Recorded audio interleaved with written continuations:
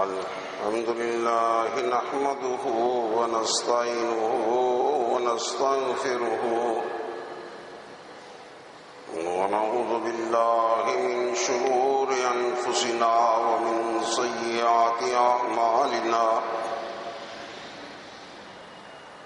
من يهده الله فلا مضل له ومن يضلل فلا هادي له وأشهد أن لا إله إلا الله وحده لا شريك له وأشهد أن محمدا عبده ورسوله اللهم صل على محمد وعلى آل محمد كما صليت على إبراهيم وعلى آل إبراهيم إنك حميد مجيد اللهم بارك على محمد وعلى آل محمد كما باركت على إبراهيم وعلى آل إبراهيم إنك حميد مجيد أما بعد فإن خير الحديث كتاب الله وخير الهدي هدي محمد صلى الله عليه وآله وسلم وشر الأمور محدثاتها وكل محدثة بدعة وكل بدعة ضلالة وكل ضلالة في النار رب اشرح لي صدري ويسر لي أمري واحلل عقدة من لساني يفقهوا قولي سبحانك لا علم لنا إلا ما علمتنا إنك أنت العليم الحكيم أعوذ بالله السميع العليم من الشيطان الرجيم بسم الله الرحمن الرحيم يا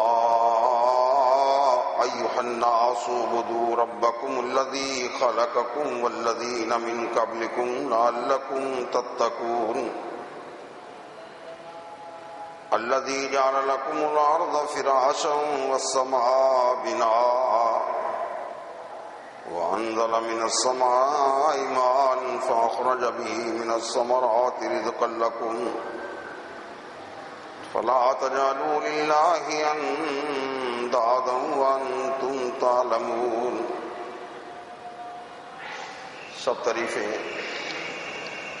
اللہ وحدہ لا شریک کے لیے جو ہر چیز کا خالق و مالک ہے، جو سب کی بگڑی بنانے والا ہے، مشکل کشا اور حاجت روا ہے، جو دور و نزدیک سے یکساں سننے اور دیکھنے والا ہے، نفع اور نقصان، زندگی اور موت، عزت اور ذلت، امیری اور غریبی سب اسی کے اختیار میں ہے. وہی بیماروں کو شفا دیتا ہے، بے اولادوں کو اولاد دیتا ہے، اور ہر پریشان اور مجبور انسان کی پریشانی اور مجبوری کو دور کرتا ہے. درود و سلام امام الانبیاء حادی دو جہاں سید الاولین والآخرین جناب محمد رسول اللہ صلی اللہ علیہ وسلم کی ذات گرامی پر. ارشاد باری تعالیٰ ہے، اے لوگو تم اپنے رب کی عبادت کرو جس نے تم کو پیدا کیا اور تمہارے آباء و اجداد کو پیدا کیا، تاکہ تم پرہیزگار بن جاؤ، تاکہ تم اللہ کے عذاب سے بچ جاؤ، تاکہ تم میں اللہ کا خوف پیدا ہو جائے. اور اللہ وہ ذات ہے الذی جعل لکم الارض فراشا، جس نے تمہارے لیے زمین کو بچھونا بنایا، والسماء بناء اور آسمان کو چھت بنایا، وانزل من السماء ماء اور آسمان سے اس نے پانی کو نازل کیا، فاخرج به من الثمرات رزقا لکم اور اس پانی کے ساتھ تمہارے لیے پھل نکالے جو تمہاری روزی کا انتظام کیا. فلا تجعلوا للہ اندادا وانتم تعلمون پس اللہ کا شریک مت بناؤ اس حال میں کہ تمہیں معلوم ہے۔ ان آیات کریمہ میں اللہ تبارک و تعالیٰ نے توحید ربوبیت پر دلائل دیے ہیں۔ اللہ فرماتے ہیں کہ ہر کائنات کے ہر چیز کو پیدا کرنے والا میں ہوں۔ الا لہ الخلق ولہ الامر، خبردار مخلوق بھی اسی کی اور حکم بھی اسی کا۔ اس مخلوق پر حکم اللہ کا چلتا ہے۔ آخر آسمان بغیر ستونوں کے کھڑے ہیں تو یہ ایسے تو نہیں کھڑے، اللہ کے حکم سے کھڑے ہیں۔ زمین پانی کے اوپر کھڑی ہے، حرکت نہیں کرتی، یہ اللہ کے حکم سے ہے۔ تو اللہ تبارک و تعالیٰ خالق ہے ہر چیز کا، تو حکم بھی اسی کا چلتا ہے۔ کوئی انسان کتنا بڑا کیوں نہ ہو جائے،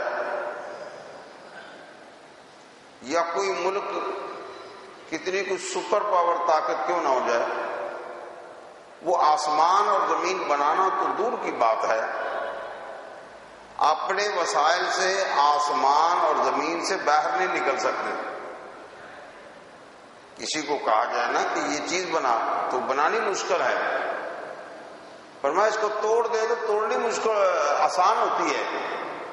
فرمایا ہمارا بنایا ہوا آسمان یا ہماری بنائی زمین کو توڑ دیں یا اس سے باہر نکل جائیں تو ہم سمجھ لیں کہ یہ کچھ کر سکتے ہیں۔ لہذا وہ خالق جس نے یہ چیلنج دے دیا، یا معاشر الجن والانس ان استطعتم ان تنفذوا من اقطار السماوات والارض فانفذوا لا تنفذون الا بسلطان۔ اے جنوں اور انسانوں کی جماعت، تم اگر کوشش بھی کرو کہ آسمان کے کناروں سے نکلنے کی تو نہیں نکل سکتے، نہ جنات نکل سکتے نہ یہ انسان نکل سکتے۔ لیکن جس کو اللہ نکالنا چاہے وہی نکلے گا۔ جیسے جبریل امین آتا ہے، ساتوں آسمانوں کے اوپر سے آتا ہے، تو اللہ اس کے لیے یہ راستے ہموار کرتا ہے۔ جس طرح نبی علیہ السلام معراج کی رات میں ساتوں آسمانوں کے اوپر گئے، لیکن کوئی آدمی اپنی دنیاوی وسائل سے آسمان کو کراس نہیں کر سکتا۔ تو اللہ تبارک و تعالیٰ فرماتے ہیں کہ میں ہر چیز کا پیدا کرنے والا ہوں، تو حکم بھی میرا ہے، اور خاص کر حضرت انسان پر جس کو ہم نے عقل سے نوازا ہے۔ اس کائنات کے اندر کائنات کا اگر مطالعہ کریں تو ہر چیز میں توحید نظر آتی ہے، لیکن انسان میں کتنے لوگ ہیں جو ہماری آیات سے گزر جاتے ہیں، ہماری نشانیاں دیکھتے ہیں لیکن اس میں غور و فکر نہیں کرتے۔ اللہ تعالیٰ فرماتے ہیں امن خلق السماوات والارض، ذرا بتاؤ تو صحیح کس نے پیدا کیا آسمانوں کو اور زمین کو، وانزل لکم من السماء ماء، اور کس نے تمہارے لیے آسمان سے پانی کو برسایا، فانبتنا به حدائق ذات بہجۃ، اور کس نے تمہارے لیے بار رونق باغیچے بنائے، ما کان لکم ان تنبتوا شجرہا، تمہارے اندر طاقت نہیں کہ اس کا ایک پتا بھی اگا سکو۔ الہ مع اللہ، کیا اللہ کے علاوہ کوئی اور بھی الہ ہے جو یہ کام کر سکھائے، جو یہ کام کر دکھائے؟ بل ہم قوم یعدلون، بلکہ وہ قوم انصاف سے پھر جانے والی ہے، حق سے ہٹ جانے والی ہے۔ امن جعل الارض قرارا، وہ کون ذات ہے جس نے زمین کو قرار بخشا، وجعل خلالها انہارا، اور کس نے زمین کے اندر نہروں کا نظام چلایا، ندی نالے بہائے اور دریا بہائے. وجعل لها رواسي، اور کس نے زمین پر بڑے بڑے پہاڑوں کو گاڑا. وجعل بین البحرین حاجزا، اور کس نے دو دریاؤں کے درمیان پردے بنائے. میٹھا پانی الگ ہے، کھارا پانی الگ ہے، گرم پانی الگ ہے، ٹھنڈا پانی الگ ہے. درمیان میں کوئی دیوار بھی نظر نہیں آتی، لیکن درمیان میں اللہ تبارک و تعالیٰ کا حکم ہے. حاجزاً، پردہ بنا دیا. مرج البحرین یلتقیان بینہما برزخ لا یبغیان، دو دریا بہائے، درمیان کے اندر برزخ ہے، وہ ایک پردہ حائل ہے، نظر نہیں آتا، لیکن پانی ادھر سے ادھر نہیں جاتا. اسی طرح قبر کے اندر یہ برزخی زندگی ہے. آپ مردے کو دفن کر کے آ جاتے ہیں، اس کا سارا حساب و کتاب ہوتا ہے، لیکن دنیا والوں کو پتہ نہیں چلتا. جیسے آدمی کو خواب آ رہا ہوتا ہے، دوسرے جاگ رہے ہوتے ہیں، اس کو خواب آ رہا ہوتا ہے، وہ کسی اور دنیا میں مست ہوتا ہے، کہیں سیر کر رہا ہوتا ہے. لوگ یہی سمجھتے ہیں کہ یہ چارپائی پر پڑا ہے، وہ کہتا ہے میں تو اڑ رہا تھا، میں تو نہا رہا تھا. الہ مع اللہ، کیا اللہ کے علاوہ کوئی اور الہ ہے جو یہ کام کر سکھائے، کام کر دکھائے؟ بل اکثرهم لا یعلمون، بلکہ لوگوں کی اکثریت علم نہیں رکھتی، لوگوں کی اکثریت جاہل لوگوں کی ہے. امن یجیب المضطر اذا دعا، کون ہے جو مجبور انسان کی مجبوری کو دیکھتا ہے، اور مجبور آدمی کی پکار کو کون جواب دیتا ہے؟ جس وقت مجبور آدمی پکارتا ہے تو اس کی مجبوریوں کی مشکل کشائیاں کون کرتا ہے؟ وَيَكْشِفُ السُّوءَ، اور اس کی تکلیف کو کون دور کرتا ہے؟ وَيَجْعَلُكُمْ خُلَفَاءَ الْأَرْضِ، زمین اللہ نے بنائی اور تم کو زمین میں خلیفے بنا دیا. الہ مع اللہ، کیا اللہ کے علاوہ کوئی اور الہ ہے جو یہ کام کر دکھائے؟ قلیلا ما تذکرون، بہت کم تم نصیحت پکڑتے ہو. امن یہدیکم فی ظلمات البر والبحر، کون ہے جو تمہاری رہنمائی کرتا ہے خشکی میں اور دریاؤں میں؟ راتوں کو جہاز چلتے ہیں تو ان کو سمت کا کیسے پتہ چلتا ہے؟ سمندر کے اندر آبدوزیں چلتی ہیں، ان کو کیسے پتہ چلتا ہے کہ کس رخ سے جانا ہے؟ اس کے اندر قطب نما ہوتا ہے. وہ قطب ستارہ کس نے پیدا کیا ہے جو ساری دنیا کے رخ متعین کرتے ہیں؟ اگر وہ نہ ہوتا تو دنیا آپس میں ٹکرا جاتی. مشرق اور مغرب اور شمال اور جنوب کون سی سمت کو جا رہے ہیں پتہ چلتا ہے. وَمَن يُرْسِلُ الرِّيَاحَ بُشْرًا بَيْنَ يَدَيْ رَحْمَتِهِ، اور کون ہے جو خوشخبری دینے والی ہواؤں کو بھیجتا ہے؟ ٹھنڈی ٹھنڈی ہوائیں آتی ہیں، پیچھے بارش کی نوید لے کر آتی ہیں. الہ مع اللہ، کیا اللہ کے علاوہ کوئی اور الہ ہے جو یہ سارے کام کر دکھائے؟ تعالی اللہ عما یشرکون، وہ اللہ تعالیٰ تو بلند ہے اس چیز سے جو تم شریک بناتے ہو. یہ سارے کام اللہ کرتا ہے، لیکن تم کھاتے دوسروں کے ڈال دیتے ہو. کہ اس دریا کو، اس سمندر کو عبداللہ غازی نے روک رکھا ہے. یہ پاکستان تو بزرگان دین کی مرہون منت ہے. یہ تو ان بزرگوں کی وجہ سے قائم ہے، ورنہ ابھی تک تباہ ہو چکا ہوتا۔ اس اللہ کی توحید کی طرف رجحان نہیں جاتا جس نے آسمان کو کھڑا کر رکھا ہے۔ اگر وہ آسمان کو گرا دے تو کون سا بزرگ اس کو اٹھا لے گا؟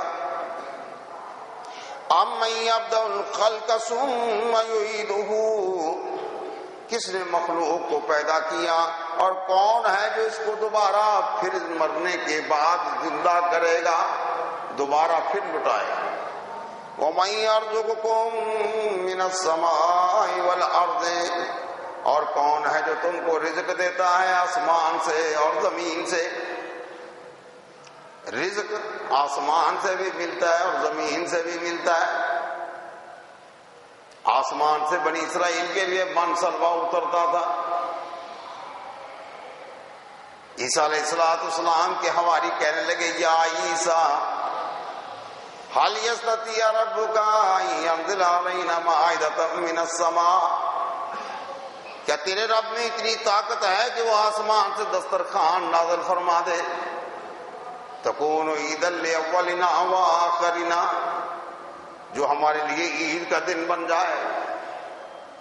فرمایا میرا اللہ تو ہر چیز کا اختیار رکھتا ہے۔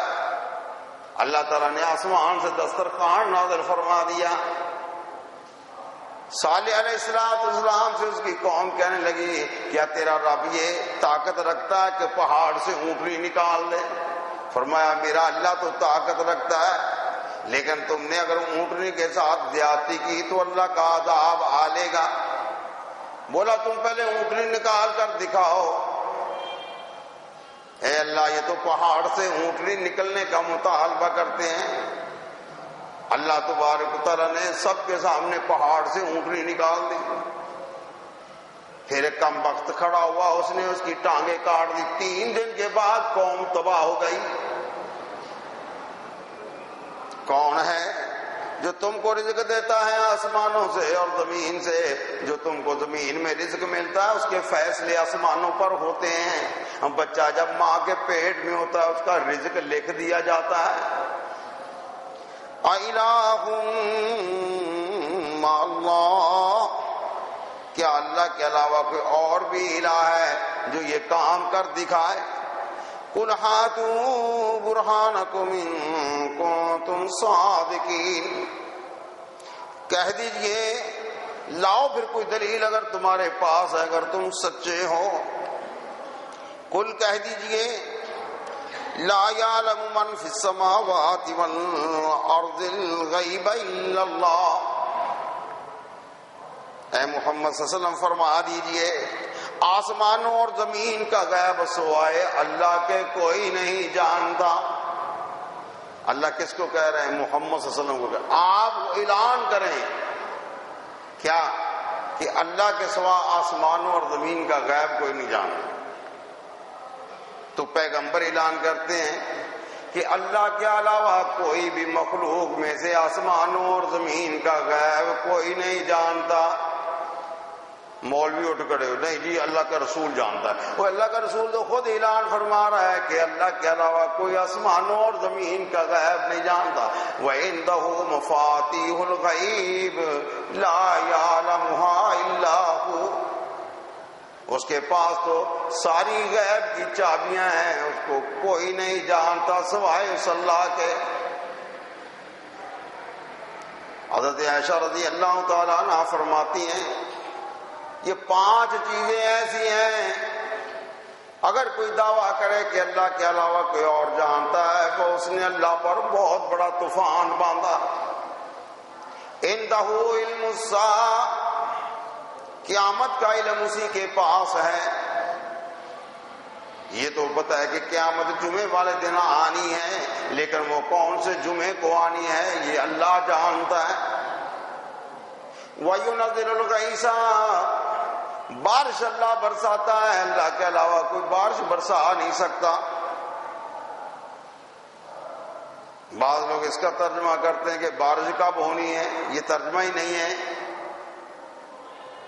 بادلوں کو دیکھ کر، ہواؤں کو دیکھ کر ہر عام آدمی بھی محکمہ موسمیات کے علاوہ بھی یہ کہہ سکتا ہے کہ بارش ہونے کا امکان ہے۔ بارش کب ہونی ہے؟ بارش اللہ برساتا ہے، اس بارش سے کتنے لوگوں کو فائدہ پہنچے گا، کتنوں کو نقصان پہنچے گا، اس سے کتنی پیداوار ہوگی، یہ کون جانتا ہے؟ یہ اللہ تعالیٰ جانتا ہے۔ اگر وہ بارش برسا دے تو کوئی اس کو روک نہیں سکتا، اگر وہ روک دے تو کوئی بارش برسا نہیں سکتا۔ وَيَعْلَمُ مَا فِي الْأَرْحَامِ، ماں کے پیٹ میں جو رحم میں ہے اس کے بارے میں ساری معلومات اللہ رکھتا ہے کہ وہ بچہ پیدا ہونے والا پیدا بھی ہوگا یا ماں کے پیٹ میں مر جائے گا، کند ذہن ہوگا یا ذہین ہوگا، خوبصورت ہوگا یا بدصورت ہوگا، نیک ہوگا یا برا ہوگا، جنتی ہوگا یا جہنمی ہوگا، امیر ہوگا یا غریب ہوگا، اس کے بارے میں ساری معلومات اللہ رکھتا ہے، لوگوں کے کوئی پتہ نہیں۔ وَيَعْلَمُ مَا فِي الْأَرْحَامِ وَمَا تَدْرِي نَفْسٌ مَاذَا تَكْسِبُ غَدًا، کسی آدمی کو پتہ نہیں کہ کل کیا کمائے گا۔ ہر آدمی کہتا ہے مجھے پتا میں دکان پر جاؤں گا، میں ڈیوٹی پر جاؤں گا، دوسرے دن ہڑتال ہو جاتی، بولا گیا نہیں ڈیوٹی پر، بولا یار صبح صبح حالات خراب ہو گئے، پتہ نہیں انسان کو کل کیا کمائے۔ وَمَاذَا تَدْرِي نَفْسٌ بِأَيِّ أَرْضٍ تَمُوتُ، اور کسی کو پتہ نہیں کون سی زمین میں مرے گا، کون سی زمین پہ مرے گا اس کو پتہ نہیں۔ لیکن یاد رکھیے جہاں جس نے مرنا ہوتا ہے وہاں وہ پہنچ جاتا ہے، جہاں کسی نے مرنا ہوتا ہے وہاں وہ پہنچ جاتا ہے، بڑے آپ لاکھ اس کو منع کریں، اس کو وہاں پہنچنا ہی پہنچنا ہے۔ ایک دفعہ سلیمان علیہ السلام کے مجلس میں ایک شخص بیٹھا ہوا ہے، ایک آدمی آیا، اس کے سامنے بیٹھ کر اس کو گھور کر کے دیکھا اور غائب ہو گیا۔ بس اس کو دیکھنا تھا کہ وہ اس کے ہاتھ پاؤں کانپنے لگ گئے۔ سلیمان علیہ السلام نے دیکھا کہ اس آدمی کی حالت خراب ہو رہی، میں کیا ہوا؟ میں ابھی جو آدمی آیا تھا اس نے مجھے ایسی نظروں سے دیکھا ہے، دوبارہ آ گیا نا تو میری جان نکل جائے گی، ہوا کو حکم دو، مجھے اب معلوم ہے کہ دوبارہ آ جائے گا، یہ ہوا کو حکم دو کسی جنگل میں مجھے پھینک دے تاکہ وہ نہ مجھے ڈھونڈ سکے نہ مجھے۔ اب وہ ہوا کو حکم دیا فلاں جنگل میں پھینک، ادھر اللہ تعالیٰ نے حکم فرمایا اسرائیل کو کہ فلاں آدمی کو جو سلیمان علیہ السلام کے مجلس میں بیٹھا تھا فلاں جنگل میں اس کی ابھی روح قبض کرو۔ بولا ٹائم تھوڑا ہے، بندے کو وہاں سے ادھر لاؤں پھر اس کو ماروں۔ اسرائیل وہاں اترا تو بندہ موجود بیٹھا ہے، روح قبض کر لی، بندے نے وہاں پہنچنا ہے جہاں اس نے مرنا ہے، اسپتال میں مرنا ہے، بستر پر مرنا ہے، کس صورت میں کہاں مرنا ہے، بندے کا کوئی کمال نہیں، وہاں اس نے وہ کام کرنا۔ یہ وہ تقدیر ہے جہاں جا کر انسان کا بس نہیں چلتا، انسان اپنی طرف سے پوری کوشش کرتا ہے۔ اس کا یہ بھی مطلب نہیں کہ آدمی لوگوں کو ٹکرے مارتا رہے، جب مرنا ہوگا مر جائیں گے، یہ بھی نہیں ہے، خودکشی حرام ہے، لیکن آدمی کو کوئی پتہ نہیں کہ وہ کون سی سرزمین میں مرے گا۔ بل ادارک قل لا یعلم من فی السماوات والارض الغیب الا اللہ وما یشعرون ایان یبعثون۔ یہ اللہ تعالیٰ نے ایک ایسا کلمہ ہے کہ تم جن بزرگوں کو کہتے ہو نا کہ قبر میں زندہ ہیں اور ان سے جا کر منتیں مانتے ہو کہ ہماری مشکل کشائی کرو، شہداء ہوں یا اولیاء ہوں یا بزرگان دین ہوں، فرمایا وما یشعرون ایان یبعثون، ان کو تو پتہ ہی نہیں کہ کب اٹھائے جائیں گے، جو کروٹ بدلنا نہیں جانتے ہیں آپ ان کو مشکل کشا مانتے ہیں۔ انہیں تو یہ نہیں پتا کہ اٹھائے کب جائیں گے، اور اگر ان کے اندر کوئی طاقت ہوتی تو قبر میں کوئی پنکھا نہیں ہے، کوئی لائٹ نہیں ہے، کوئی ہوا نہیں ہے، وہ باہر دنیا میں نہ آ جاتے۔ اگر آپ کو شوق ہے تو ایک دن قبر میں جا کر سو کر دیکھ لیں۔ اس لیے اللہ فرماتے وما یشعرون لا تسمع الموت ولا تسمع من فی القبور۔ اے پیغمبر جناب محمد رسول اللہ صلی اللہ علیہ وسلم، آپ قبر والوں کو سنا نہیں سکتے اور آپ مردوں کو نہیں سنا سکتے۔ بل الدار کا علم فی الآخرہ، آخرت کے بارے میں ان کا علم غلط ملت ہو گیا۔ بل ہم فی شک منہا، بلکہ وہ شک میں ہیں۔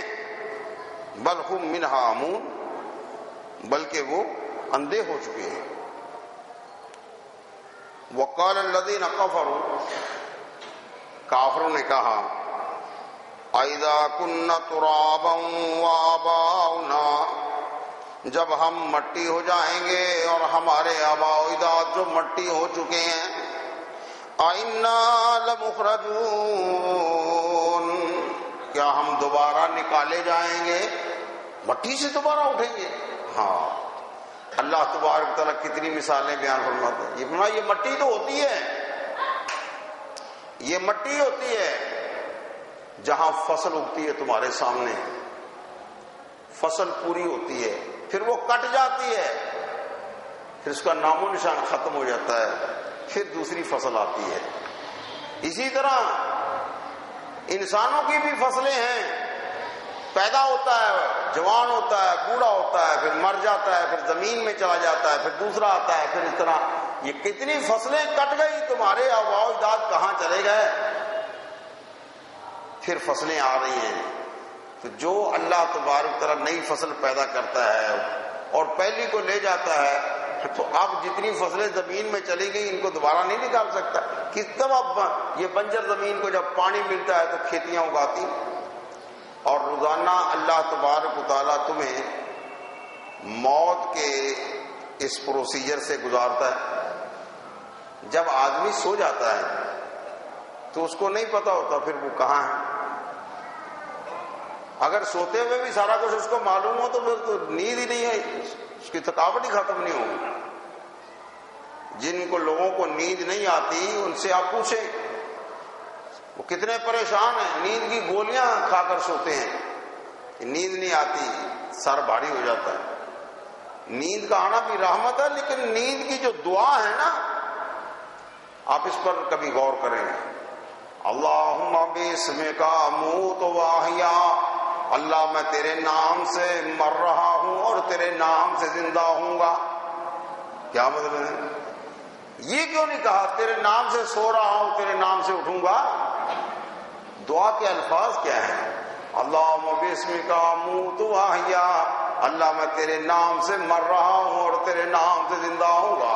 یا اللہ، جب میں سو جاتا ہوں تو روح تیرے قبضے میں آ جاتے ہیں، جس کو تو چاہتا ہے پھر دوبارہ اٹھا دیتا ہے، اور جس کو چاہتا ہے وہ سویا ہی رہ جاتا ہے۔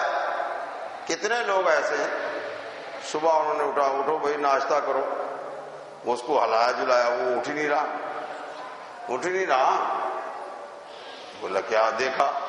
دیکھو بھی دیکھو، پتہ چلا تو یہ تو اللہ کو پیارا ہو چکا ہے۔ اللہم باسمک اموت واحیا۔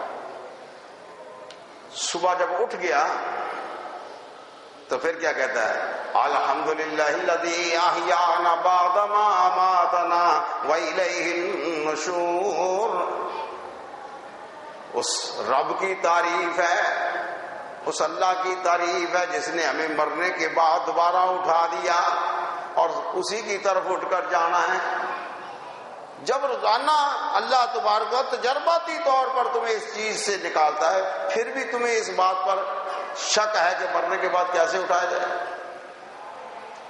کفار لوگ قبرستان سے ہڈیاں لے کر آ جاتے ہیں، من یحیی العظام وہی رمیم، اے پیغمبر ذرا بتاؤ تو صحیح ان بسیدہ ہڈیوں کو کون دوبارہ زندہ کرے گا؟ بسیدہ ہو چکی۔ قل یحییھا الذی انشأھا اول مرہ وہو بکل خلق علیم، فرمایا وہ اللہ زندہ کرے گا جس وقت یہ ہڈیاں بھی نہیں تھی، اس نے اس پانی کے قطرے سے اس کی ہڈیاں بنائی، ہڈیوں کے اوپر گوشت چڑھایا، گوشت کے اوپر چمڑا چڑھایا، ہڈیوں کے اندر گودا پیدا کیا، پھر اس کو انسان بنایا۔ یہ بڑا ناتواں تھا، خود نہیں چل سکتا تھا، اس کو ہڈا کٹا بنایا، پھر اس کی گردن جو ہے نا وہ مڑتی نہیں تھی، اتنا موٹا بنایا، اور آخر کار بوڑھا ہوتا گیا، پھر اٹھنے بیٹھنے سے عاجز آ گیا، آخر کار پھر موت کے منہ میں چلا گیا۔ جو اس پانی کے قطرے سے اتنا فربا انسان بنا سکتا ہے، اتنا پہلوان بنا سکتا ہے، اب تو اس کا ڈھانچہ موجود ہے، سیمپل بنانا ہی مشکل ہوتا ہے، پھر تو فیکٹری والے سیمپل مل جائے تو ہر چیز بنا دیتے ہیں، تو دوبارہ بنانا تو زیادہ آسان ہے، پہلی دفعہ بنانا مشکل تھا، تو جو اللہ پہلی دفعہ بنا سکتا ہے دوبارہ نہیں بنا سکتا۔ هل أتى على الإنسان حين من الدهر لم يكن شيئا مذكورا إنا خلقنا الإنسان من نطفة أمشاج نبتليه فجعلناه سميعا بصيرا إنا هديناه السبيل إما شاكرا وإما كفورا۔ انسان پر ایک ایسا زمانہ گزرا کہ اس کا نام و نشان تک نہ تھا، ہم نے مرد اور عورت کے ملے جلے پانی سے اس کی تخلیق کی اور اس کو سننے والا اور دیکھنے والا بنایا، اب اس کے سامنے دونوں راستے رکھ دیے، اب یہ شکر گزاری کرنے والا بن جائے یا نہ شکری کرنے والا بن جائے، اور دونوں راستے بھی بتا دیے اور دونوں اس کے مقام بھی بتا دیے۔ فرمایا فَأَمَّا مَنْ طَغَىٰ وَآثَرَ الْحَيَاةَ الدُّنْيَا فَإِنَّ الْجَحِيمَ هِيَ الْمَأْوَىٰ وَأَمَّا مَنْ خَافَ مَقَامَ رَبِّهِ وَنَهَى النَّفْسَ عَنِ الْهَوَىٰ فَإِنَّ الْجَنَّةَ هِيَ الْمَأْوَىٰ۔ جو شخص سرکش ہو گیا، جو شخص بگڑ گیا، سرکش ہو گیا، وآثر الحیات الدنیا، اور اس نے دنیا کی زندگی کو آخرت کی زندگی پر ترجیح دی، فرمایا اس کا ٹھکانہ جہنم ہے۔ فإن الجحیم هی المأویٰ وأما من خاف مقام ربہ ونہى النفس عن الہویٰ، اور جو اپنے رب کے سامنے کھڑا ہونے سے ڈر گیا کہ میں نے اللہ کے سامنے کھڑا ہونا ہے اور اپنی زندگی کا حساب دینا ہے، اور اپنی خواہشات نفس کو کنٹرول کر لیا، فَإِنَّ الْجَنَّةَ هِيَ الْمَأْوَىٰ، جنت اس کا ٹھکانہ ہے۔ اس لیے میرے بھائیوں، اللہ تبارک و تعالیٰ نے پورے قرآن پاک کے اندر تقریباً 10 پارے توحید پر مبنی ہیں، 10 پارے تقریباً توحید ہے۔ یہ کیوں کہ توحید ایک اتنی بڑی نعمت ہے کہ کچھ نہ تھا تو اللہ تھا، کچھ نہیں رہے گا تو اللہ رہے گا۔ جو آدمی اس دنیا سے گیا، بھلے اس کے پاس دنیا کی کوئی دولت نہ ہو، لیکن اس کے پاس صرف توحید کی دولت ہو، اس سے بڑا سیٹھ کوئی نہیں ہے، اس سے بڑا امیر کوئی نہیں ہے۔ اور جو اس دنیا سے کروڑوں پتی گیا، اربوں پتی گیا، لیکن اس کے پاس توحید نہیں ہے، تو اس سے بڑا غریب انسان کوئی نہیں ہے۔ ایک صحابی ہجرت کر کے مدینہ پہنچا، اس کی حالت دیکھی نہ گئی، نبی علیہ السلام نے فرمایا پہنچ گئے ہو؟ فرمایا ہاں۔ کیا کچھ لے کر آئے ہو؟ فرمایا سب کچھ لٹا کر کے آ گیا۔ فرمایا ایمان بچا کر لے آئے؟ فرمایا ایمان کی خاطر ہی تو سارا کچھ، یہ پتھر نکیلے پتھروں پر چل کر کے آیا، سب کچھ دے کر کے آ گیا۔ فرمایا جب تو توحید لے کر آ گیا ہے تو تو سب کچھ لے کر آ گیا ہے۔ اگر توحید لے کر آ گیا ہے تو سب کچھ لے کر آ گیا ہے، تو نے کچھ بھی نہیں گوایا۔ توحید جس کے پاس ہے بہت بڑی دولت ہے۔ اسی لیے نبی علیہ السلام نے فرمایا من کان آخر کلامہ لا الہ الا اللہ دخل الجنہ، جس شخص کے مرتے وقت آخری کلام لا الہ الا اللہ ہوگا وہ جنت میں داخل ہوگا۔ جس کا خاتمہ ایمان پر ہو گیا، توحید پر ہو گیا، اس کا ٹھکانہ جنت ہے۔ حضرت موسیٰ علیہ السلام اپنے اللہ سے کہنے لگے یا رب علمنی دعاء ادعوک بہ، اے اللہ مجھے کوئی خصوصی ایسی دعا سکھائیے جس کے ساتھ میں تیری عبادت کروں، تجھے پکاروں۔ فرمایا موسیٰ قل لا الہ الا اللہ، تم ایسا کرو کہ لا الہ الا اللہ پڑھا کرو۔ تو وہ کہنے لگے یا اللہ یہ کون سی خصوصی دعا ہے؟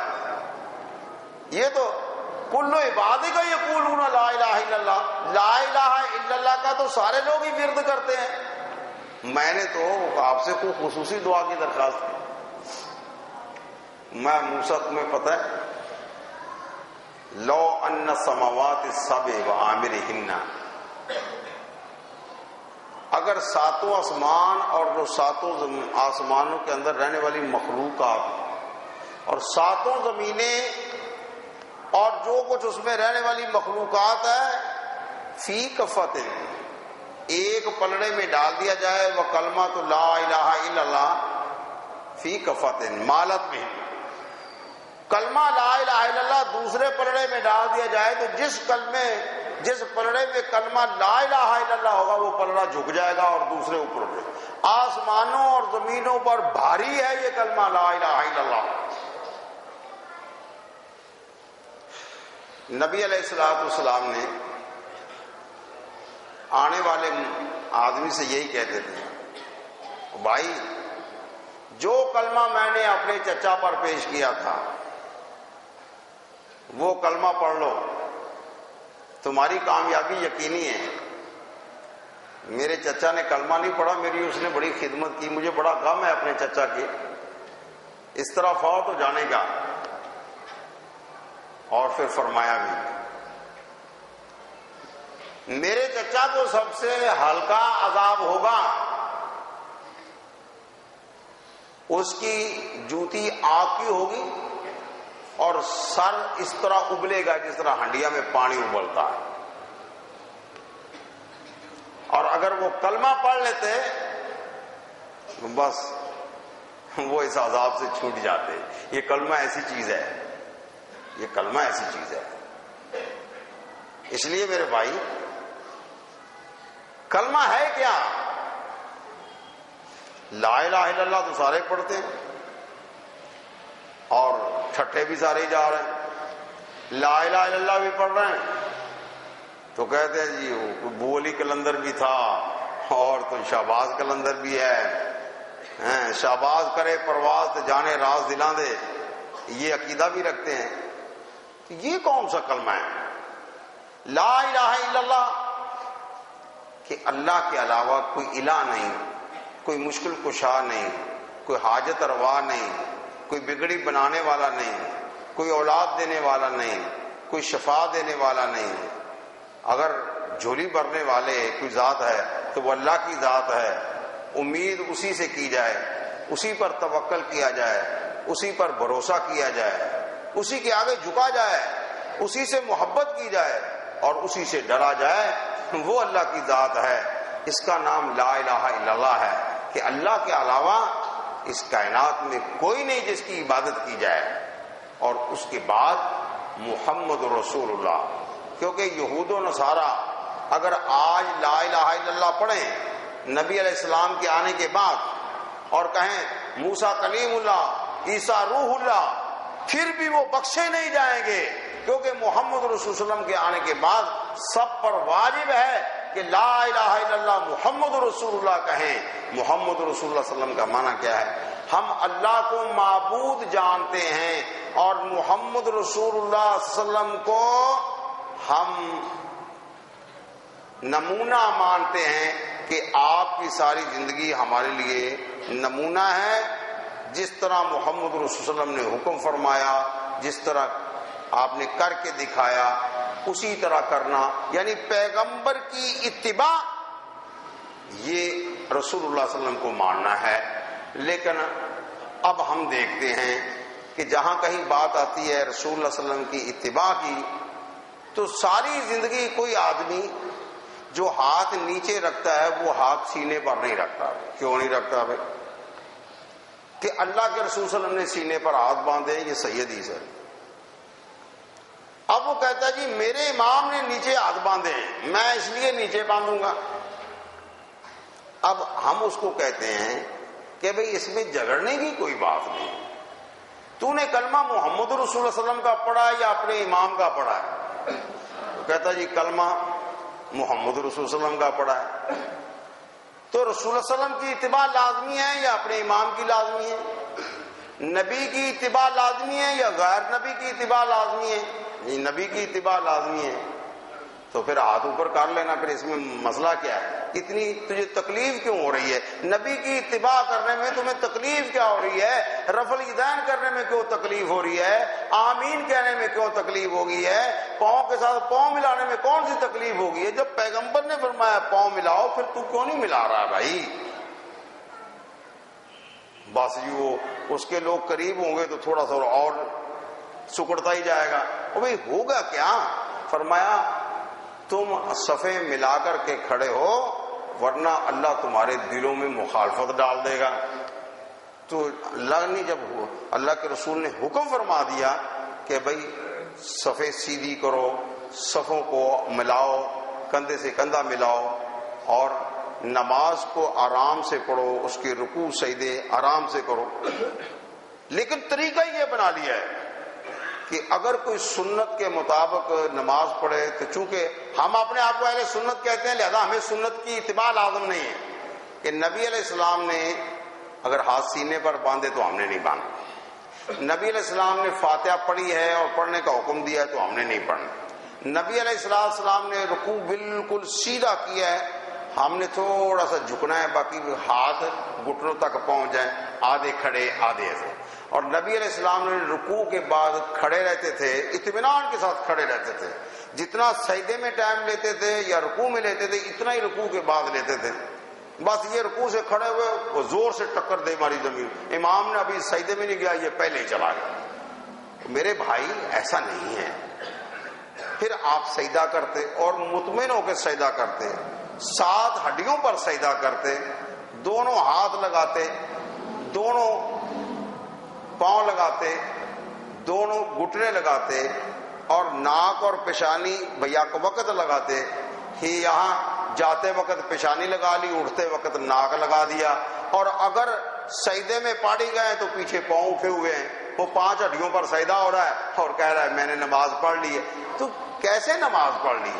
اور 2 سجدوں کے بعد جب اٹھنے کی باری آئی تو آپ بیٹھ کر اطمینان سے اٹھتے. یہ جمپ مار کر کے اٹھتا ہے. نہیں میرے بھائی ایسا نہیں ہے. نماز اس طرح پڑھو جس طرح رسول اللہ صلی اللہ علیہ وسلم نے سکھائی ہے. اور نماز توحید کا سبق دیتی ہے. کیا؟ اقیم الصلاۃ ولا تکونوا من المشرکین. نماز قائم کرو، مشرکوں میں سے نہ ہو جاؤ. کیا معنی ہے کہ شرک کیا ہے؟ نماز نہ پڑھنا بھی شرک ہے. بعض لوگ کہتے ہیں ہم کون سا قبرستان کسی بزرگ کے ہاں منت ماننے گئے تھے تو نماز پڑھتا ہے؟ نہیں نماز نہیں پڑھتا. تو فرمایا اور شرک کیا ہوتا ہے؟ یہ شیطان جس کو آپ لعین اور مردود کہتے ہو، اس نے غلطی کیا کی ہے؟ بولے اس نے سجدہ نہیں کیا تھا، اس نے اللہ کے حکم کے مقابلے میں سجدہ نہیں کیا تھا، لہذا یہ شیطان ہے، اور کسی کو شیطان کا تو گلے پڑ جائے گا، مجھے شیطان کہتے ہو؟ شیطان نے غلطی کیا کی تھی کہ ایک سجدہ نہیں کیا تھا. تو 5 نمازوں میں کتنے سجدے بنتے ہیں؟ آپ روزانہ کتنے سجدے نہیں کرتے ہیں؟ تو آپ سجدہ نہ کریں تو آپ تو مسلمان ہیں، شیطان سجدہ نہ کرے تو وہ لعین اور مردود ہے. تو آپ شیطان کی پیروی کر کے رحمان کے بندے کیسے بن سکتے ہیں؟ وہ ایک دفعہ ایک جو کافر تھا، وہ غیر مسلم خانہ کعبہ کی طرف منہ کر کے پیشاب کر رہا تھا، مسلمان نے دیکھ لیا. اس نے کہا تجھے شرم نہیں آتی، ہمارے کعبے کی طرف منہ کر کے پیشاب کر رہا ہے؟ وہ بیچارہ شرمندہ ہو کر کے اٹھ کھڑا ہو کے نبی پہلے غلطی ہوگی، میں آئندہ نہیں کروں. دوسرے دن دیکھا کہ مسلمان خانہ کعبہ کی طرف منہ کر کے پیشاب کر رہا ہے. اس نے کہا کہ کل تو مجھے ڈانٹ رہا تھا، آج خود کر رہا ہے. کہنے لگا خانہ کعبہ ہمارا یا تمہارا؟ ہم جو مرضی کریں، ہم جو مرضی کریں، ہمارا خانہ کعبہ ہمارا ہے نا، ہم جو مرضی کریں. تو کون ہوتا ہے کہ ہمارے کعبے کی طرف منہ کر کے پیشاب کرے؟ یہی مسلمان ہے کہ ہم مسلمان ہیں، بڑے نماز پڑھیں یا نہ پڑھیں تو تمہیں کیا ہے بھائی؟ سود کھائیں یا نہ کھائیں ہمیں کیا ہے؟ حلال و حرام میں تمیز کریں یا نہ کریں تمہیں کیا؟ ہم مسلمان ہیں نا، ہم جو مرضی، ہاں ہم جانے اور اللہ جانے. تو یہ مسلمانی نہیں ہے میرے بھائی، اس کو توحید نہیں کہتے. توحید کہتے ہیں جو اللہ نے احکامات فرمائے اس کو مانو، جو محمد رسول اللہ علیہ وسلم کا طریقہ اس کو اختیار کرو. اللہ تعالی ہم سب کو اس کی توفیق عطا فرمائے. وآخر دعوانا الحمدللہ.